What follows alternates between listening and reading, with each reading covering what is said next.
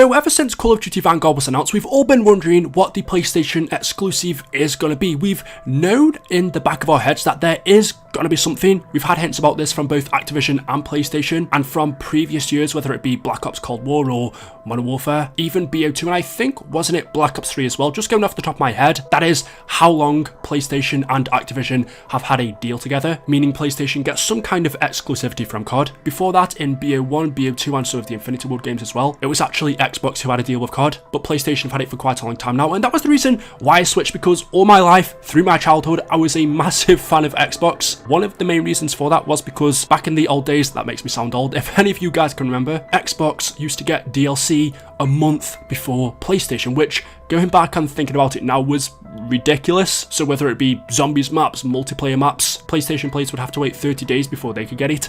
Now it's a little bit better. I'd say it's not as unfair as it used to be because both consoles now get DLC at the same time. But, well, with Black Ops Cold War, for almost a year now, actually exactly 2 days from me recording this video, PlayStation have had an exclusive mode for zombies called Onslaught. If we go back to Modern Warfare, PlayStation had the Spec Ops Survival mode for a year. So as I said at the beginning of this video, we've all been wondering what the exclusive deal is going to be this year, and finally, it's been announced. And I can say it is good news.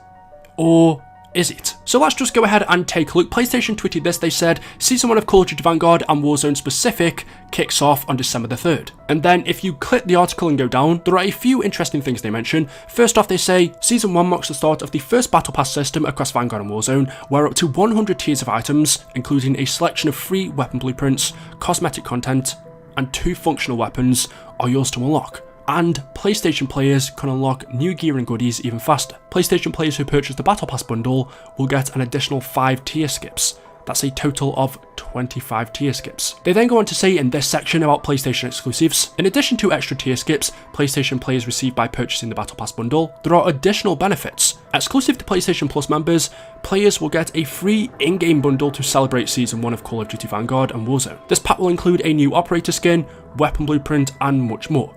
A new free bundle will be available during each Call of Duty Vanguard season. Also, in the spirit of teamwork, PlayStation players that play together in parties will receive 25% bonus weapon XP. Additionally, PlayStation players can look forward to exclusive monthly double XP events lasting 24 hours in duration each. Finally, to make sure you're ready for whatever enemies throw at you, PlayStation players get an additional 2 loadout slots. That's just a taste of what's coming to Call of Duty after launch of Vanguard in a few short days and beyond. Stay tuned for more intel through launch and into Season 1. So there we go, we finally find out what exclusive content PlayStation is going to be getting for Vanguard, and it's nowhere near as much or as game breaking, I guess you could say, as important in my opinion compared to previous years, especially Black Ops Cold War, where you get a whole game mode for a year exclusive, or Modern Warfare 2019, even though I don't think it was that good. You got Spec Ops Survival, you got that a year earlier before PlayStation, and then if we go back to BO4 or BO3, you got actual DLC maps. So when you compare this to previous years, where this time the exclusive content that PlayStation players will get is just 5 extra tier skips for the Battle Pass, which will equal 25 tier skips throughout the whole year, and then also a couple of extra weapon slots, some bonus XP events, and then each season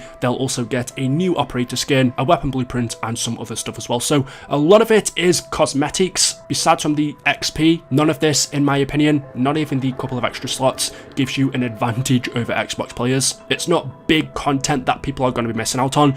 For me, if I didn't have a PlayStation, this definitely wouldn't make me want to buy one. So yeah, in that sense, I think this is really good. For the longest time, whether it be PlayStation or Xbox, the two have had exclusive deals with Call of Duty for many, many years, but this year, for the first time, in my opinion, it's nothing. But just to be devil's advocate here, this does also mean less content. I was thinking what the exclusive deal could have been before this news came out, and I thought, well, since we had Onslaught and Black Ops Cold War, Spec Ops in Modern Warfare, maybe there'll be another bonus game mode for Zombies and Vanguard that PlayStation players will get. But no, the only thing that's been announced in Vanguard so far is Duran Fang, which is a mixture between Onslaught, Outbreak, and round-based maps. Basically, it's one map, and when you compare that to Black Ops Cold War, like I said, it released on day 1 with D Machine and also Onslaught for PlayStation players. Now, in Vanguard, we're just getting Duran Fang, the one mode, which does bring up the question, I guess,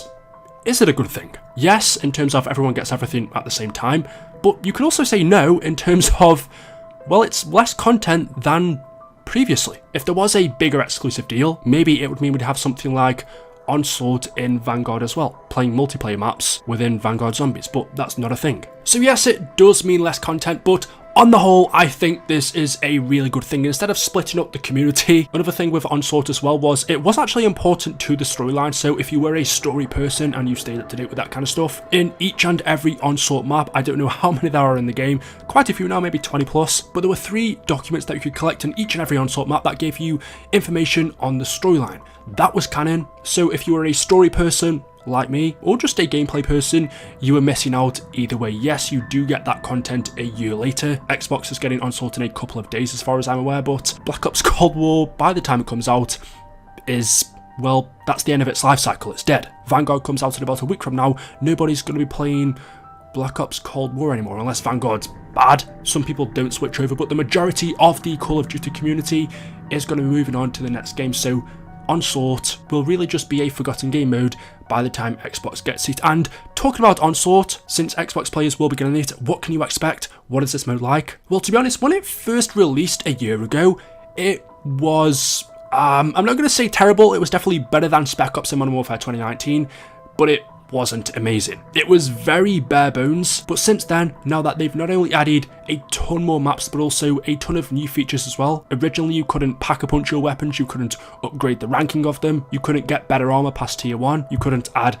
ammo mods. All of that has now been added into Onslaught, which makes it a hell of a lot better. I still don't think it's perfect for me. What I would have done is remove the whole bubble. For some reason, I've forgotten what it's called, the phase. What I would have done if I was Treyarch is gotten rid of that and just let us play on the whole of the multiplayer maps. Similar to, as you can see on the gameplay right now, this is Onslaught Containment, so there isn't a phase. It is a small map, so you can run around anywhere you want to, and this is also a lot faster than the normal Onslaught mode. It's actually the best one there is, so I definitely recommend you check it out first. But yeah, compared to what it was when it first came out, it's a hell of a lot better. It's not amazing, but it's a good additional game mode. So there we go. There is no exclusive game mode for PlayStation within Vanguard. I think it's definitely a good thing. It doesn't split up the community, but it also does mean, if you want to look at it on the other side, there is less content, with just the one game mode or map in Vanguard being Durand Fang, whereas in Cold War we had Dead Ops Arcade, D Machine, and Onslaught. With no exclusive content, it does mean you just get the one, but I think as a whole, it's a good thing. So there we go, guys, that is it. That is all I have for you for today's video. As always, hopefully you have enjoyed it. If you have, drop a like rating.